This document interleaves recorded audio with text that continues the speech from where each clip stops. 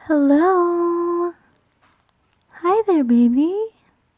God, it's been so long since I've seen your cute face on my computer screen.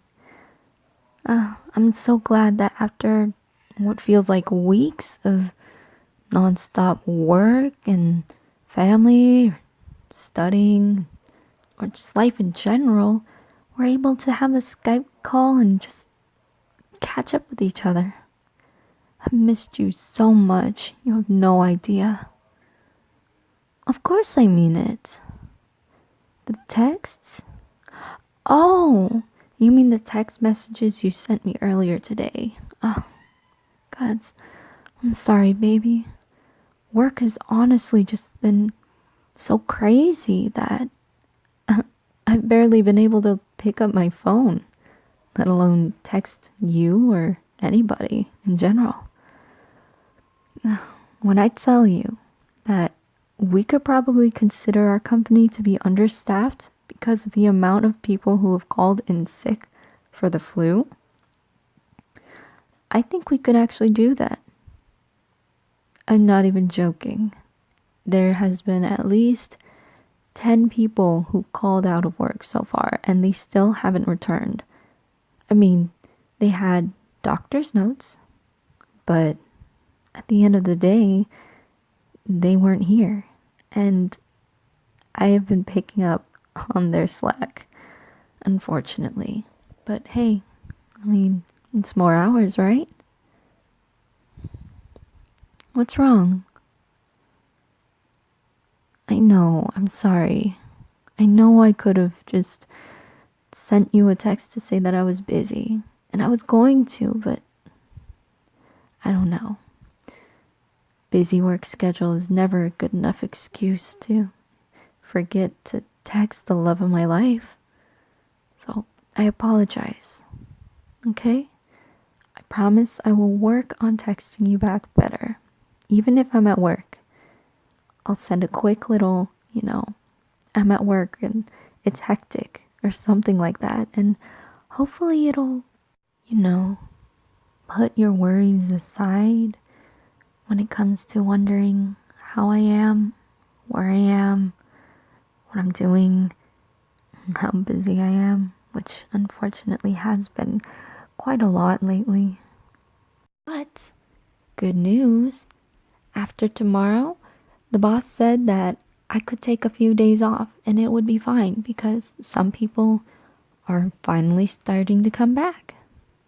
I think, honestly, he saw me sneeze a few times while I was dusting my office, as I do every morning. And I think he got a little paranoid and thought I was going to get sick.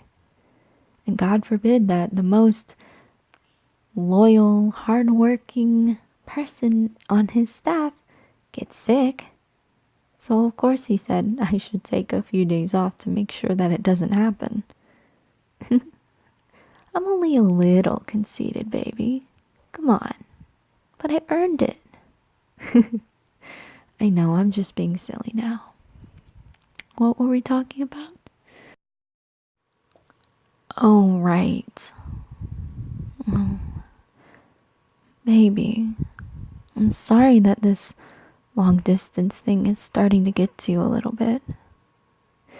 I know, it's super easy to communicate on social media and use Skype and our texting and Messenger and all that to, make sure that we can stay in contact. But too many people have tainted that ability by going into anonymous profiles and, well, I don't want to bring up any bad memories that you've had.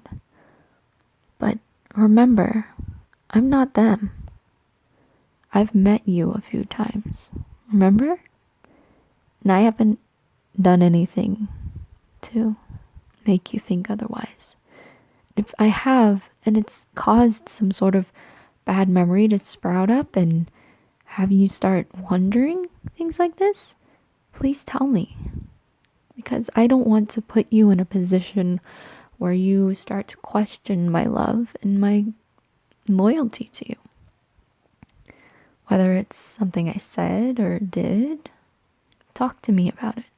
Communication is key for every type of relationship. And I would say it's the biggest key for long distance relationships. I mean, I've told you before, you can feel free to tell me anything that's on your mind or bothering you about things that I've been doing here, and vice versa. If something happens, we need to talk about it. That's how relationships work. Tell me if something I've said or done makes you uncomfortable and brings you back to that, dark place. And I would do the same for you. We'll talk about it, listen to each other's sides of the story or our own perspectives, and move forward from there. I know, babe. Definitely easier said than done, especially if you've been chastised for speaking your mind in a previous relationship. Believe me, I've been there. It's not fun. But I hope you know that you will never make me so angry or upset to the point where I start yelling at you and telling you that you're wrong, where all you've done is just share with me an opinion or a concern. You can tell me anything, and I will listen to it with an open mind and an open heart to hear what you have to say. Maybe sometimes I will tell you that you're overthinking things. But I pinky promise that every single time you come to me with something that's on your mind that, well, especially concerns us, I'll be willing to sit down and hear what you have to say. Why?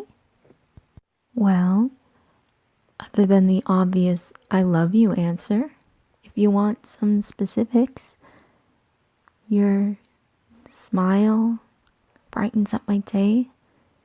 Talking to you, even when we're busy, it makes my days way more bearable. I always enjoy how we can go off topic and talk about other things and then just jump right back into the original conversation. Not everybody can do that, but it just comes so naturally with you. And every single time we Skype and I see your face, I remember all of the times that we did get to see each other in person. And I want that to eventually be a forever thing, you know? I don't know if you're starting to think otherwise, but I really hope not.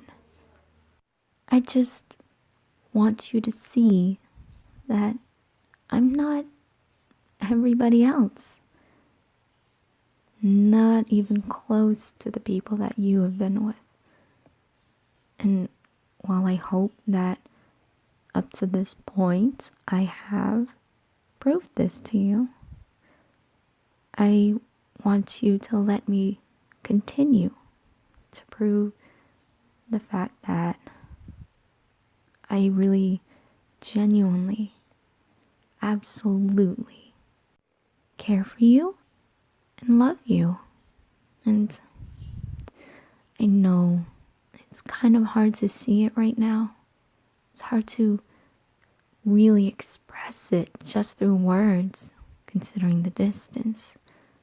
But I hope that you do know that I still aim for that goal that we made so many months back. That we will keep working together so that we can live together so that we don't have to be apart from each other for weeks on end. That's all I really want us to do. I hope it is what you want to do too. Really? I'm glad. Sometimes I get a little nervous too. I love you so much. Mwah. Now, tell me what's been going on with you. I want to hear everything.